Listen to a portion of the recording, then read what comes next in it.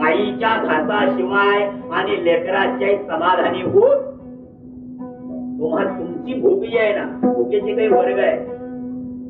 गुरुजी सांगत होते भुकेचे अनंत वर्ग आहे. भूक नावाची वस्तू एक, पण विषय आता सुद्धा तुम्ही एवढे जरी जमलात नाही ती एका भुकेकरता जमलेल्या. आता कोणती भूक असेल कोणाला याचं सांगता येत नाही. कोणाला असं वाटतं का मी एक धनवान व्हावं ही भूक असेल, मी एक श्रीमंत व्हावं ही भूक आहे, माझी कीर्ती जगात वाढावी ही भूक आहे, सगळ्या गावाने मला चांगला म्हणावं ही भूक आहे, मी कीर्तनाला मुळीच येणार नाही काय भूक आहे. भूक आहे, भुकेचे विषय अनंत आहे. हो, ती भूक खरी समाधान शांती मिळवून देणारी आईशिवाय, आईच्या घासाशिवाय